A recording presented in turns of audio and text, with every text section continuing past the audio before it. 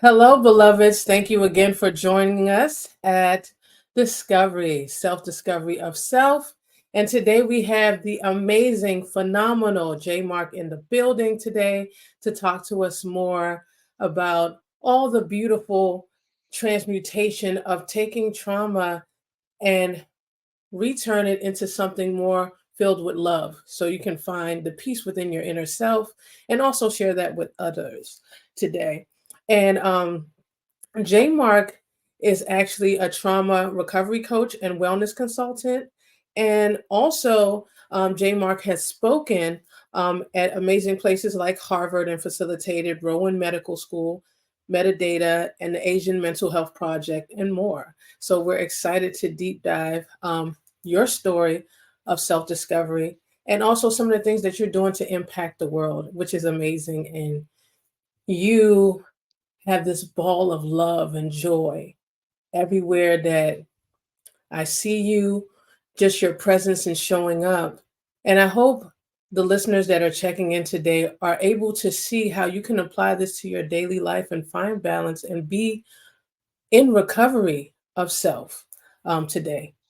And we're going to go ahead, as we usually start, with our affirmations and talk a little bit about that before we deep dive into this beautiful conversation of two beautiful souls. Today's affirmation says, the difficult relationships in my life are a perfect mirror for me to look more closely at my own behavior. The difficult relationships in my life are the perfect mirror for me to look closely at my own behavior. That's today's affirmation. Let's deep dive a little bit into that conversation. What does that affirmation mean to you? I mean, what a perfect representation of what life is, right? So much of my work and so much of how I live my life it involves a lot of framing and reframing. And what's that saying, right? It'll either make you or break you.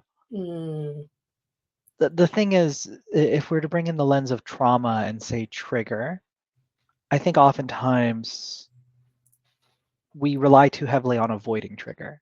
And to a point that's important, right? Like especially as you're processing, as you're building a relationship, as you're building your mental wellness care team and you're starting to understand what triggers you, you want to have that period of avoidance to just trying to like understand what it's like to not be triggered all the time. mhm. But at some point to really take your healing journey to the next level, trigger and conflict can either be something that you avoid entirely and then you're not living life, or they can be signposts for where there's an invitation to do more work and to do more healing. So, where there's tension and conflict in your life, the question comes down to how am I relating to it? And how is my relationship with it either serving me or perpetuating my suffering? And it's not to say that like, we're both queer people of color.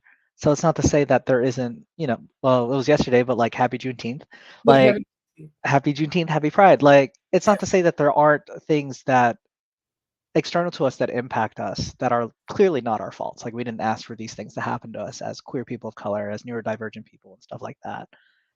And yes, and because I was a theater girly, it still unfortunately and fortunately comes down to us to choose how we respond and to choose how Mm, we relate, right? There's this incredible story, ironically not mentioning a person of color in this, but that's okay. uh, this man, his name is Eddie Jaku, and he called himself the happiest man on earth. He was literally in the internment camps during the Holocaust. Wow. And having survived such severe and heavy trauma and coming to the other side and calling and audaciously calling himself the happiest man on earth, right? He's an Auschwitz survivor. But what he found was what served him, despite losing everything, family, friends, all of that stuff to Nazi occupation and Nazi genocide, right? Was he had the power to then choose how to proceed forward. So I hope that whoever's listening right now, it's like, I'm not telling you what you're going through isn't hard. I'm not telling you what you're going through, something even I can conceive because I'm not you. I'm not sharing any of your experiences.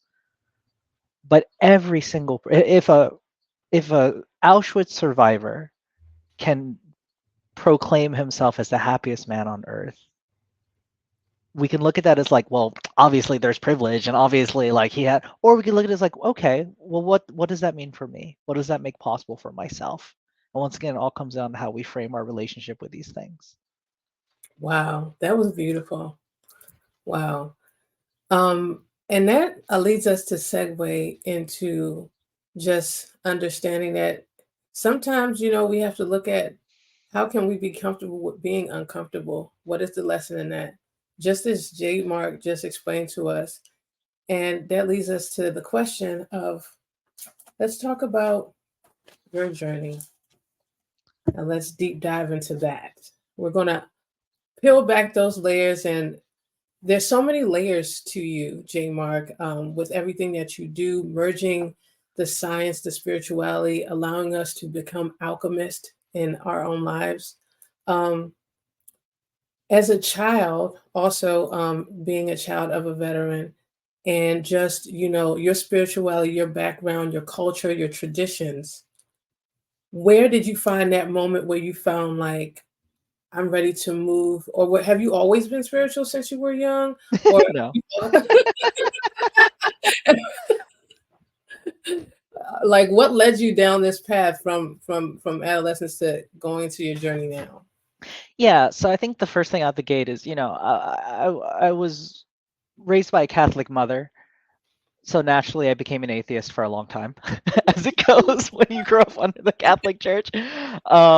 And then I became agnostic. Actually, I guess I would say my first cognitive and conscious decision to reconnect to some relationship with what some people may call God was through dance. Wow. I was a hip hop dancer and choreographer for a very long time. Straight out of the DMV, I used to dance for the crew Capital Funk from George Washington University. Like, Wow. I used to do that, and I would always say that like the studio was my temple, or the dance floor was my temple. Like when I was an undergrad in Southern Maryland, I had a key to the password to the dance studio, and so literally I'd be in there at like 2 a.m. just like letting spirit move me and getting everything out.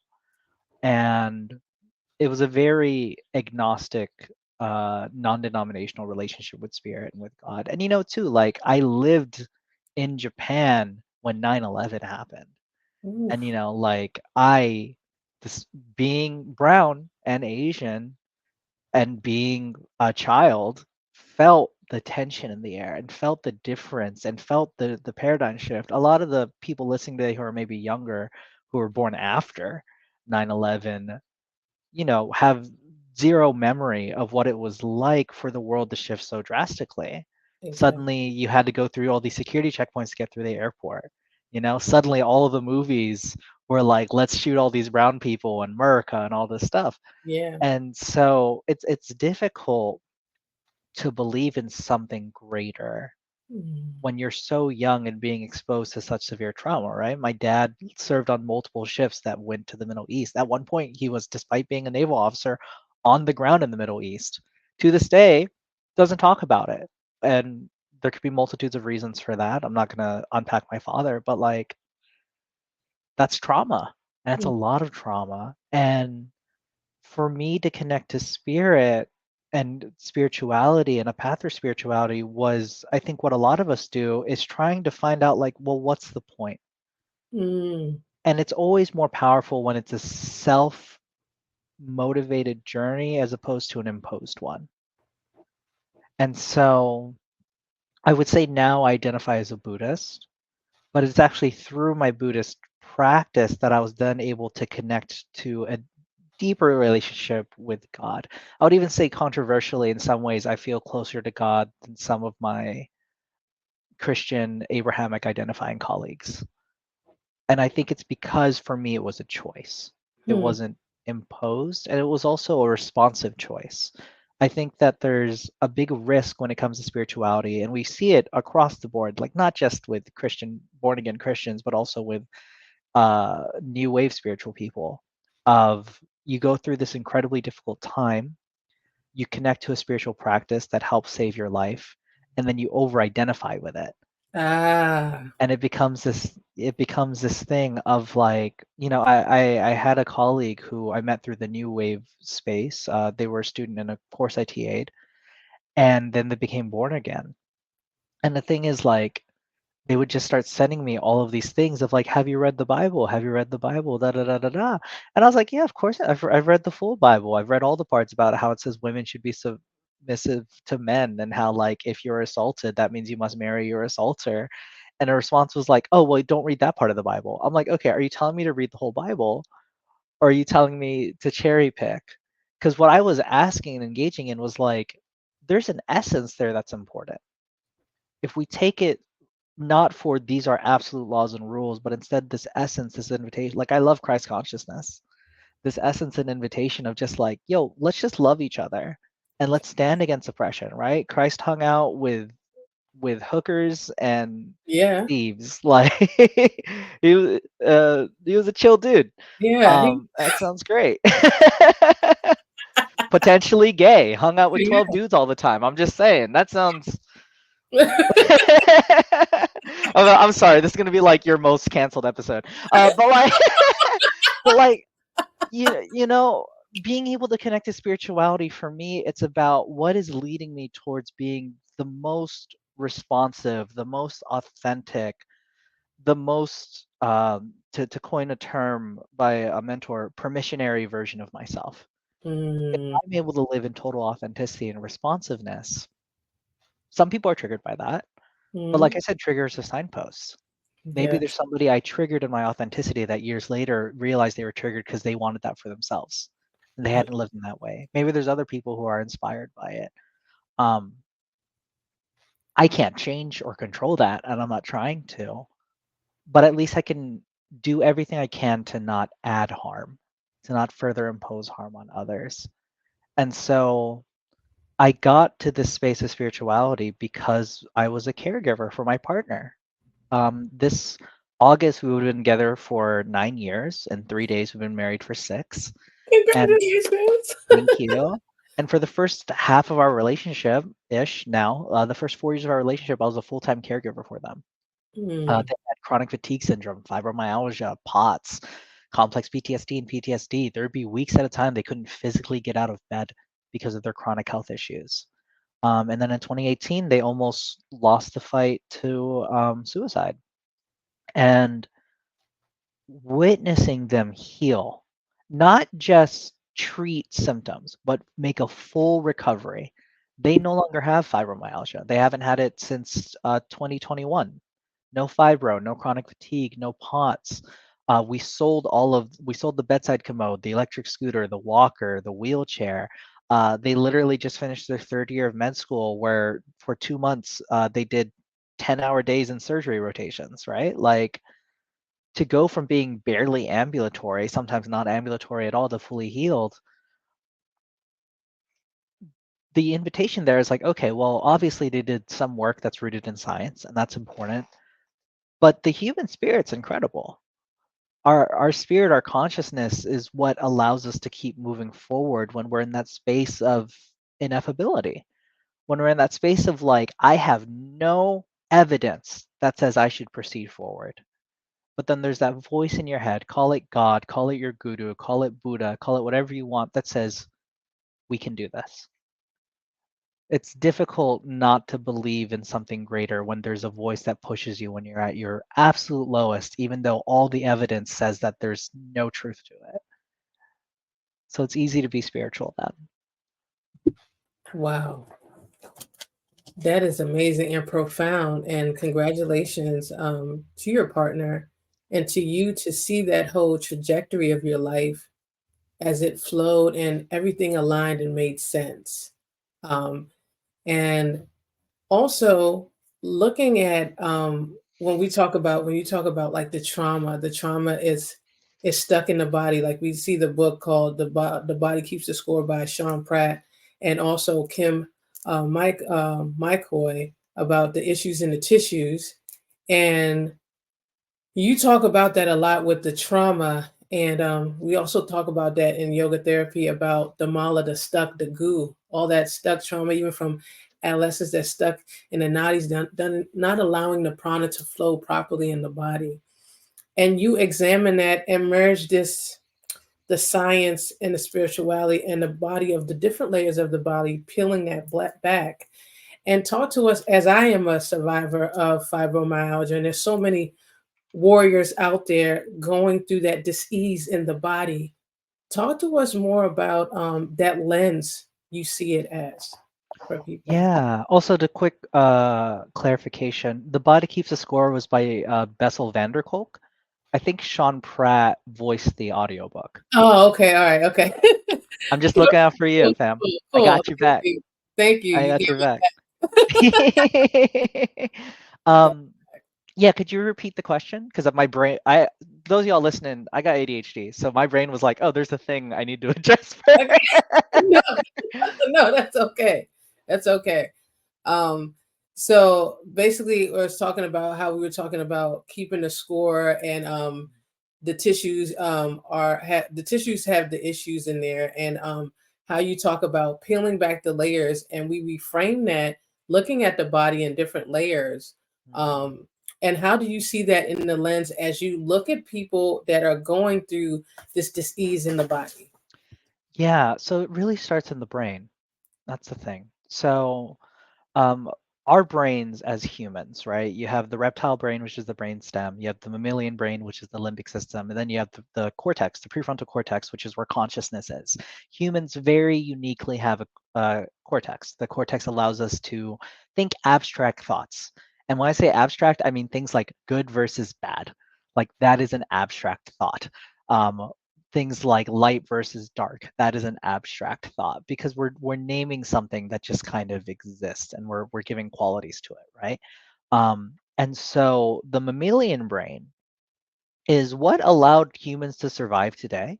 In a lot of ways, it's also what allowed mammals to survive today, right? Because when there's an argumentative theory, because it's all theories, we weren't alive back then, that what actually killed the dinosaurs wasn't whatever asteroid, uh, space satellite crashed and quote unquote destroyed the planet. It was actually that the reptilian mammalian brain or the reptilian brain, the brainstem, doesn't have a concept of community, doesn't have a concept of emotional connective tissue. And so when they're trying to survive, they try to do it all on their own. They didn't. Whereas the mammals, they came through with whatever their animal communities are, whatever term you use to describe what it is, their herds, if you will. And that's what allowed them to survive to today. And within the limbic system, the mammalian brain, um, is the hypothalamus and the amygdala. It's where our emotional memory is. And it's so good for evolution, right? Like during cave people days, Neanderthal days, Og saw Bog eat a red flower and die. And Og was like, yo, I ain't touching any red flowers ever. We could even go even further down, right? The bubonic plague with rats. Why Mm, do people today, children, suddenly randomly afraid of rats? It's because within their genetic tissue is the surviving the bubonic plague and having that identification of like rats are a threat. Now, where trauma comes into play is that when you're a child, the most important thing is attachment. And specifically, once again, mammals, attachment to your guardians, whoever that is. It could be parents, adoptive parents, grandparents, whatever, but attachment to the person who is responsible for your survival. And so, if that parent is not emotionally regulated, and we see this a lot in BIPOC communities, right? Like you act up and your parents very violently respond. Well, exactly. it's like, you need to stop that mess before I come in there and whoop your ass. Like, and like we joke about it and we're like, oh, that's just our culture. It's like it's a culture of trauma. Let's address it. Like let's Yeah. speak facts to it. It's a culture of trauma. There's this really powerful documentary called Step Into the Circle about this woman who goes to prison systems, um, and has a bunch of men stand in a circle, and she goes through the adverse childhood experiences study. And so she's like, if you ever had a family member who suffered from drug addiction, alcoholism, step in. They would step in. At the very end, all these guys looking at each other like, oh my God, we've all shared so many similar experiences that led to how we are today. And there was a black man who said something that really fucked me up. It's like, my mom used to whip me, and now I'm realizing that that was the exact same thing slave masters did to us in the past. So you can see how that trauma history passes down. So when you grow up under a parent who epigenetically inherited the trauma of unjust systems, of systems of oppression, and who grew up in a society that told them if you talk about your mental health, it will show that you're weak. And so they never talk about it. And then they have a child. And then they're trying to toughen up their children the same way. That child isn't learning, oh, I need to be tough. Like that baby isn't learning, I need to be tough so I can make it in this harsh world that we live in. All that child is learning is if I cry, I won't be safe. If I get upset, I won't be safe. Mm. If I laugh too loud, I won't be safe. If I'm too exuberant, I won't be safe. And then you become an adult, and that adult lives unconsciously from that paradigm. Oh, especially men, right? Cisgendered men, stereotypical men. Like if I cry, that means I'm weak, and if I'm weak, that means I'm not safe. So I'm just not going to cry. But I'll beat somebody. That means I'm strong and tough. Or cisgendered women.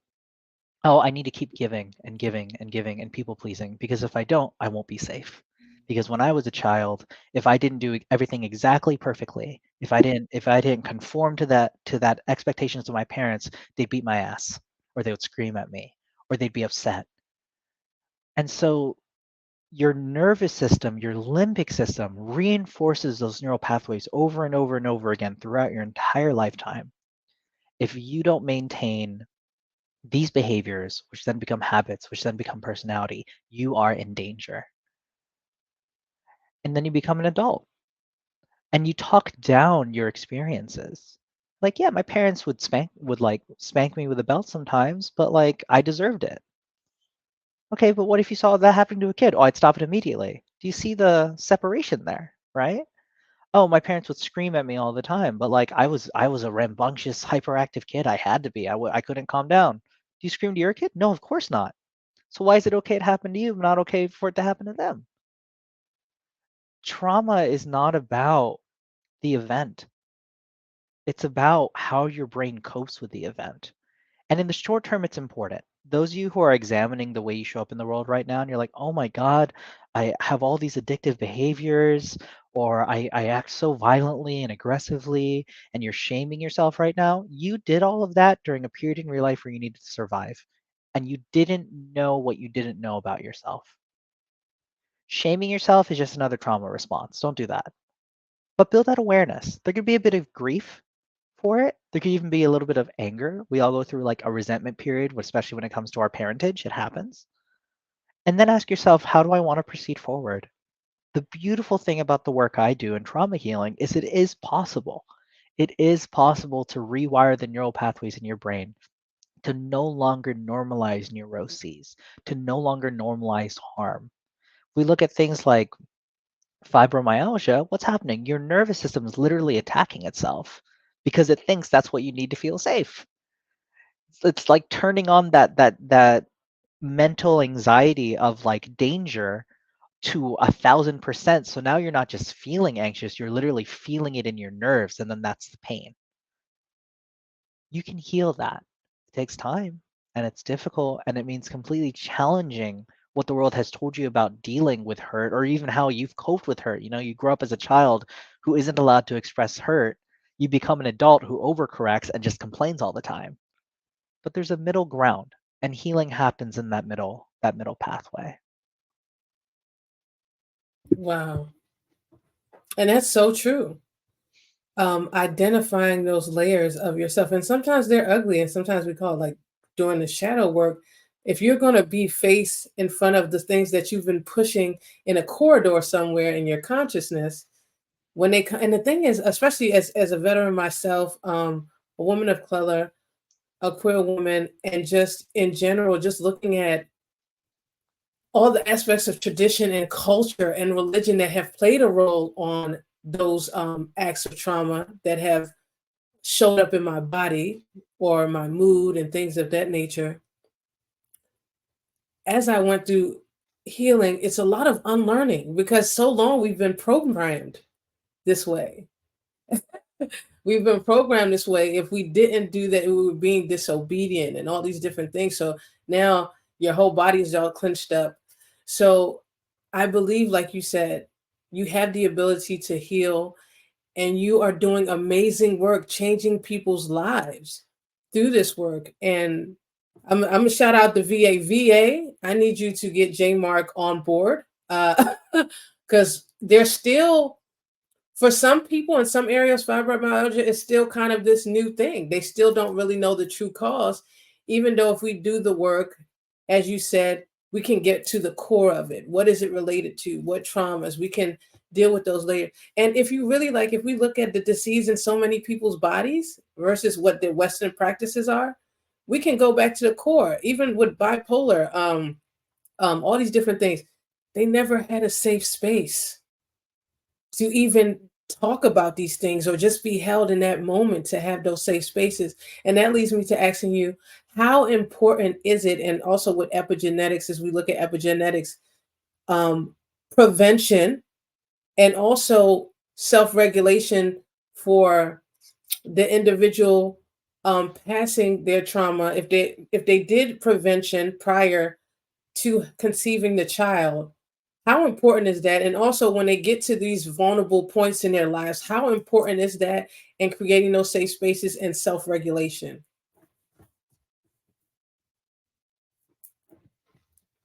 I can't hear you, J Mark. Sorry, I muted myself. Hey, Okay. we professional here, y'all. Yeah. So do your trauma healing work before you get pregnant. If you are conscious enough to be aware that you have trauma in your body, do the work. Reach out to me. I love working with future parents. I love working with current parents. But it's important to acknowledge and recognize that if you have unresolved shit, this is gonna be really edgy, and I'm sorry, that child's not gonna save your marriage. It's not. It's not gonna save your marriage. In fact, it is in some ways cruel to put that on a child. Because our role as parents, and for me as a eventual future parent, like our only responsibility is to help that child self-actualize. And self-actualization does not happen in a space where you don't feel safe to self-actualize, where you don't feel safe to explore and to understand yourself and the world and to make mistakes and to understand your emotions. The thing is, we communicate, a majority of our communication, even though we're humans, is nonverbal. So you can read all the books, you can say all the right things, but that baby is feeling if you're upset. And that baby's feeling if you're not present. And once again, it's not all on you. Um, our medical system, at least in the USA, is terrible to mothers. It's always like, hey, we'll check in on the baby at 3 weeks, at 6 weeks, at 3 months, at 6 months. And at no point do they go, we should probably check on the mom too. Because if the mom is dealing with oh my goodness, I'm blanking on the phrase, post uh like after you have a baby and then you feel depressed. I'm like postpartum thing. I was gonna say postmenstrual. I was like, that's not the word. Yeah, if the if the mother is dealing with postpartum, that's going to impact the baby. But Western medicine and OB/GYN medicine is so focused on the physical. Well, the baby's physically healthy. Okay. But if that baby isn't feeling attached to the mother because the mother's in postpartum or because the mother had unresolved trauma and is realizing this baby isn't going to save them from that, that baby's going to experience it. In fact, let's say the baby does save you. You have the baby and you become an adult, and then you're telling the baby's like, you saved my life. Guess what though? That baby is carrying the trauma of you working through it while they're growing up, while they were in your womb. So healing, doing this work before having the baby is so important. Because guess what? Those hormonal changes are going to come as soon as you're pregnant. Those hormonal changes are going to come after the baby is born. And those hormonal changes are going to awaken all of the unresolved shit. It's all going to come to the surface. And you can't drink your way out of it. I mean, some people do, and that's a different level of irresponsible, but it will have an impact. And so I'm not saying don't ever have a child, But if you want to have a child, then ask yourself, how good do you feel when you wake up in the morning? How well do you remember how your last week went? How good are you at setting boundaries? When you are in conflict with your partner whom which you plan to have the child with, if you want, some people want to be single parents, but if you're in conflict with your partner, how do you handle that conflict? Do you shut down? Do you scream at each other? Do you completely freeze? All of those behavioral patterns will be imprinted upon the kid. And if you don't want that for your kid, words aren't going to make a difference. For those of you who ever worked in like the corporate world, I call it like parenting HR talk. Words aren't going to make a difference.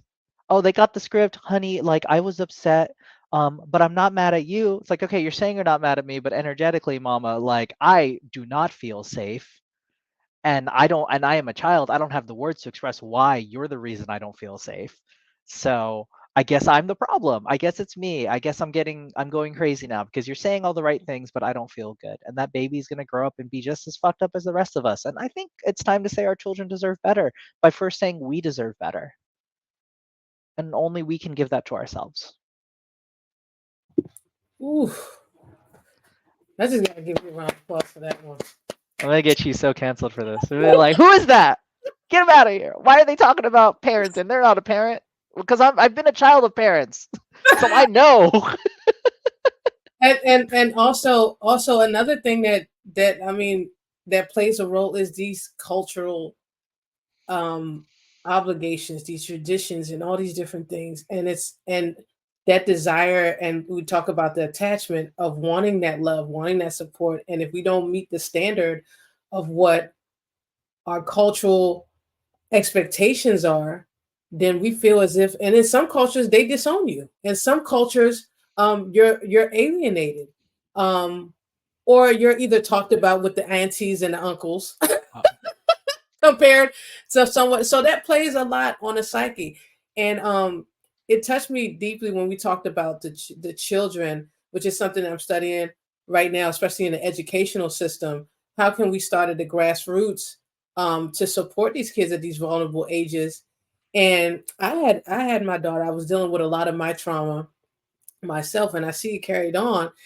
And and she used to have nightmares when she was younger, and when I decided to say I'm healing myself, and once again I was dealing with PTSD, all these different things, but I had to have the courage, as we say, courage to bear, care bear, to say I am ready to heal. Anybody could say that they want, you need to do this, you need to see a psychologist, but if I didn't take the initiative to heal and through that transition and healing and transmuting all of that and changing it to a form of love, my daughter was able to see the transition and it helped heal a lot. And some of this was stuck from prior generations, even my grandmother, that I realized. So making that connection. So everything that you touched on, the layers of it, is still something I feel like, especially for brown people, black and brown people, Mhm. it's still a layer that I feel is still almost taboo for America. When you look at America and even our cultural background, we still haven't really deep dive into it enough, and these traditions are still going on, continuing to perpetuate trauma, you Yes. know. So that's why it's amazing this work that you're doing. And as you were getting into this work, because sometimes with this work we do, we see representation looks different, and it's not, we're not always represented in the queer spaces, in the idea of what it looks like to be a healer. You have to have the garb on, you got to be like super small, you have to have all these things going on for you to say, oh, you're good at it, and then you like, this imposter syndrome sometimes comes up. So I want to ask you, in your journey when you were doing this work, did you ever feel, or did imposter syndrome ever creep up to you? And when did you say, I found my own voice in this? Yeah. Oh yeah, I mean, I'm married to a med student who's training to become a psychiatrist. So I'm literally with a person who is going through the system that tells me I don't belong, right? So like just from that lens, it's part of why science is so important to me too though. I mean, part of it is just responsibility. Um literally had a recent experience where a spirit guide completely cut off a client and didn't offer alternative people to work with because the guide got triggered. You can't do that as a medical professional. You will lose your medical license, but there isn't any kind of management for people in my space, which has its goods and bads. Like my ability to work with anybody I want around the world because I don't have that same backing entity, right? And also, there are a lot of people causing hella harm from like men giving clients yoni massages, which is really fucked up. Like all kinds of stuff, right? So for me, my imposter syndrome, a lot of it had less to do with not whether or not I knew my shit. Because I know my shit. I proudly proclaim, like I've spoken at med school. Like I know my shit. For me, the imposter syndrome was always influenced by this idea of like, will they take me seriously? Will they respect that I've been told by physicians and by therapists that I know more than than them and their colleagues?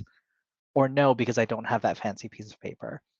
So that's a scientific lens of things, right? Of like, okay, I just need to reconcile and understand. I had to, especially during the first couple of years of med school, I'd have my partner talk me down because I was like, oh, they have a psych program. Maybe I'll just go. And they were like, babe, you know more than they do. Don't do it. I'm like, okay, fine. I won't do it. But maybe I'll just get the piece of paper. It's like, we don't have the money for it. You right. That's true. Med school bills are expensive. Um, on the spiritual side of things, I've had less of an issue, but it's definitely come up in conversation. I'm a huge geek. I like when I'm not going on lovely meditative nature walks and forest baths and meditating, like I play video games. I love my cats are named after Star Wars characters. I play Dungeons and Dragons on the reg. Like I'm a huge geek and I've literally been in spaces with people like it's not high vibration. Like shut the fuck up. Like what are you talking about? Oh my god. And so I think part of it it's important to acknowledge once again the framing of the self, right? My imposter syndrome in the medical side of things is because I did grow up in a culture that conditioned me that that's what made what I do valuable. That's what made it worthwhile. And I had to really decondition it for myself. And I'm using the language for myself because there are some of you out there who are going through the process right now. And if that's what you chose for you, that's great. Choose it for you. Just don't do it because other people expect you to. I think that's the biggest difference. And also don't be afraid to be wrong. You know, you'd said earlier about the cultural expectations, right? Culture is really just a macrocosm of what's happening in the micro. So macro, if we're saying that like, oh, spiritual teachers can only look a certain kind of way, or mental health guides can only look or sound a certain kind of way, then at the micro, we're speaking to a deep insecurity and a lack of trust. That individually, people are saying, "Well, I don't trust it. I've been hurt too much." And don't get me wrong, there's a lot of shit out there. I have to constantly clock myself and make sure I'm not spilling into the realm of actually accidentally starting a cult because I'm like want to make sure I'm working with integrity. And a part of it is being willing to let people tell you that what you said was wrong or what you said may have caused harm. Like I just did some work for Harvard Divinity School, conference they had, and when I was there, the opening ceremony was done by these beautiful indigenous women, absolutely incredible. When they came to my session, one of the first things I did was call out the elders because I'm saucy, and I was just like, because my session was from one of my consulting programs. There was a section of it called "Recover from Reactivism," and in that I was like, hey, it's important to note that we get into this work from a state of reactivity. And if we're functioning from that paradigm, that's why we can't have change. Elders, I love y'all in the room. I adore y'all. Uh, but if you're saying it can't change because it's how it's always been, we're never going to change a damn thing. After the session, they're like, you're absolutely right. Also, can you take this into consideration with what you said? They were talking about one of my things about safe space, and I was like, you know what, you're absolutely right. I will consider how I'm phrasing things and making sure my intention is matching my impact. There are a lot of people out there who, because they have a degree or because they have millions of followers, suddenly critique isn't an option anymore. And it's because of that deep seated insecurity, that imposter syndrome they never got over. They sought validation through external support instead of internal, and that neuroses just comes out. The more successful you are, the easier it is to just be comfortable with how neurotic you are. Ooh, that part. Ooh, you laid it on. But it needs to be addressed, and it Welcome to needs. Self Discovery, the last episode. Good time. And I think it's beautiful, being accountable and being okay with, criticism and understanding and looking at that relationship of that criticism. How does it show up for you, and can we look at it in different perspectives, you know, and not taking it personal. And as we develop, because we're always developing, in this work that we're doing. Yes. And I love everything that you're doing. And once again, I'm a geek myself. I love cosplay. I love anime. I've been an anime junkie for years. Oh my Um, god, you go to Otakon? Let's kiki. so the year before last, several years before, I went to AwesomeCon, but I was doing media. This is my other side of my life. I was doing media there, but I saw you were at AwesomeCon, which I was like, yes.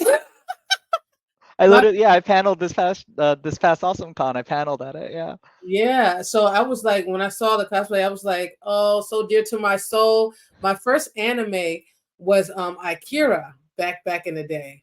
Akira? Yeah. How old were you? That's intense.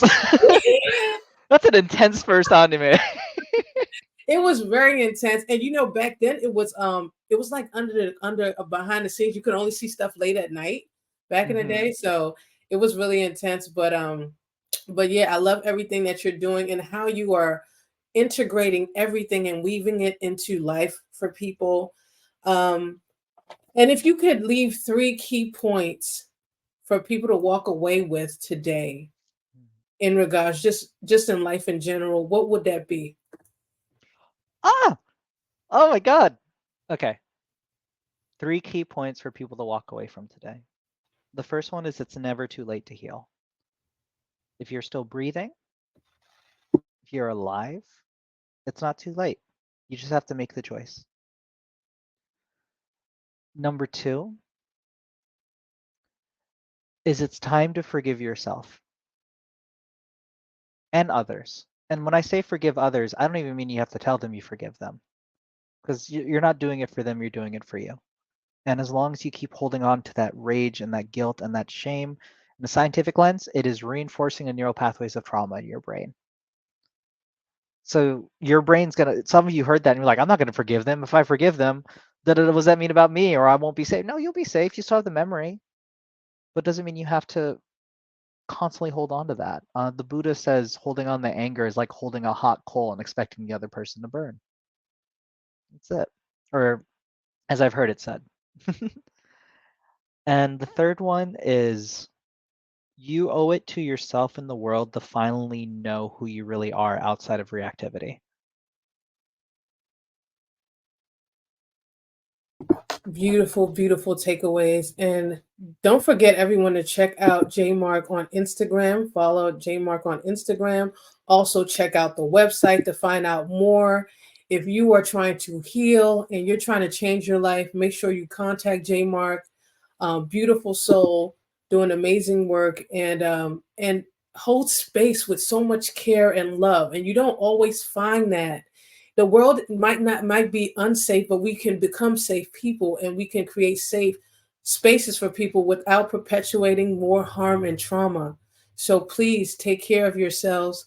And Jemarc, I just want to say thank you wholeheartedly from the bottom of my heart for sharing your truth, the courage to step out there and make change, and just being a powerhouse in what you're doing. Oh, thank you so much. I adore you. I'm so honored to know you, hun. And we got to kiki about anime now after once we're off this call officially. But like, yeah, I'm also open. I consult for for-profit and nonprofit orgs. So if your organization, your job is looking to bring in a grounded wellness lens. Because the thing is, y'all, DEI isn't going to be impactful if people aren't healed. It's just not. It's just going to be HR talk all over again. And if you're a person of color, you know exactly what I'm talking about. And if you're a queer person, you know exactly what I'm talking about. It's like buzzwords, but not, there's no soul to it because there's no healing to it. Same thing, nonprofits. If you guys are trying to make change, maybe not from reactivity. See what you can do. I'd be honored. And thank you for having me. Thank you. And everybody, thank you for another episode of Self Discovery. I hope you find the light that lies within you and allow it to shine bright and don't dim it for anything. Life may throw you a curveball, but always remember you have the ability to change the direction for your best good and others. So, sending you lots of love, peace, love, and happiness. Laugh a lot. Laugh a lot.